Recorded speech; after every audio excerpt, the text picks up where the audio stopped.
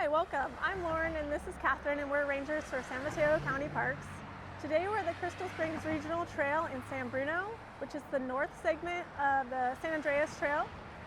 We're at the corner of San Bruno Avenue and Skyline. You can hear the traffic in the background. Everyone's on their morning commute and we're here to talk about the trail.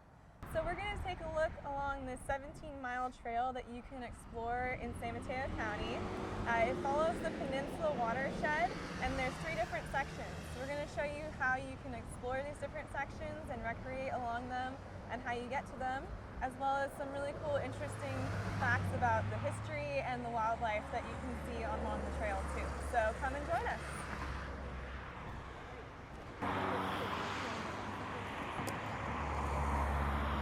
One plant to be aware of when you're enjoying your time on the Crystal Springs Regional Trail is poison oak.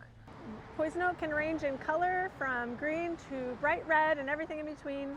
Poison oak can be identified by its leaves of 3. Usually the leaves are lobed on the edges and they have a shiny finish.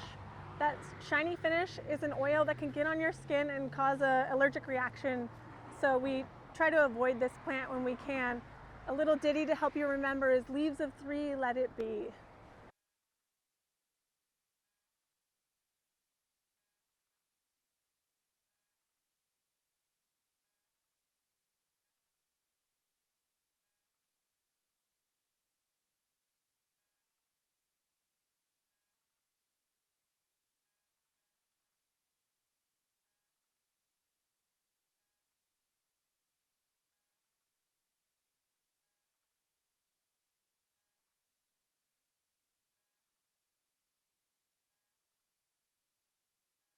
Here we are at the south end of the Sawyer Camp Trail at the junction of Crystal Springs Road and Skyline Boulevard.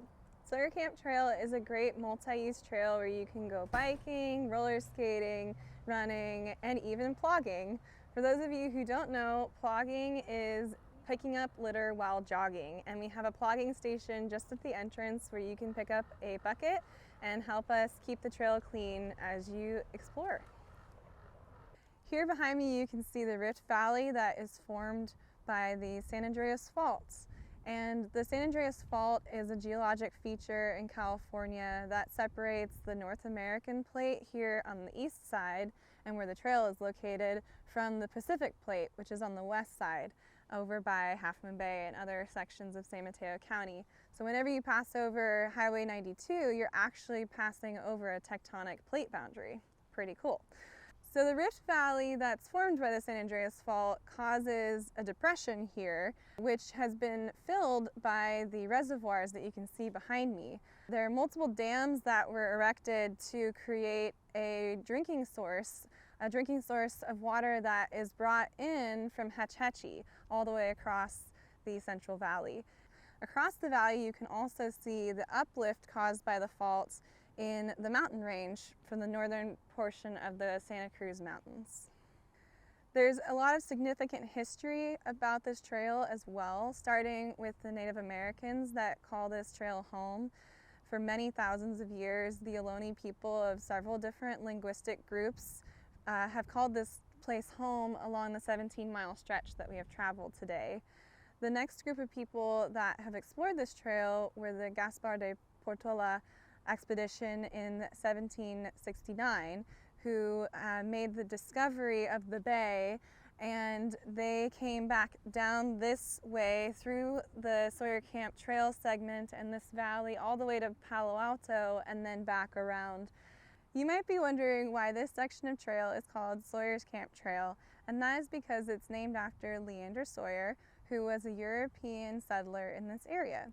He had an inn that was used as a stop along a stagecoach route from Millbrae to Half Moon Bay. Here on the trail we see a plethora of wildlife. Most commonly we see deer, the occasional rattlesnake, and a variety of birds that like to spend their time near the water. If you're lucky you might spot a bald eagle. There is a nesting pair that lives along the trail.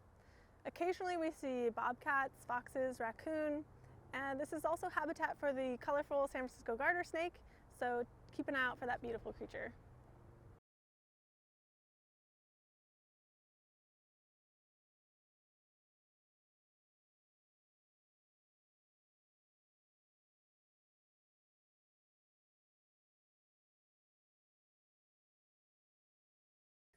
All right, so now we're at the southern end of the Crystal Springs Regional Trail as we enter Huddart Park, and you can continue on the Crystal Springs Trail behind me into the bigger part of the park, as well as other parks beyond it, like Wonder Lake County Park and some Mid-Peninsula Regional open spaces as well. If you're going this far into the trail, please note that this is pedestrians only from here on out. And if you want to bicycle, you can go on some surface streets and other areas to get farther south and explore those areas as well. Around me you can see this beautiful mixed evergreen forest full of bay trees and coast live oaks, and also a madrone off in the distance. And you can hear some various songbirds like the dark-eyed junco, and I hear a red-shouldered hawk off in the distance right there as well. So lots of really cool things that you can experience as you're hiking this portion of the trail. Thank you for joining us today on our journey down the Crystal Springs Regional Trail. We had a great time and we hope you did too. Come experience the trail for yourself. You can check out a library's outside backpack at San Bruno Public Library, or you can also visit the San Mateo County Parks website for more information about this trail and the other parks in our park system.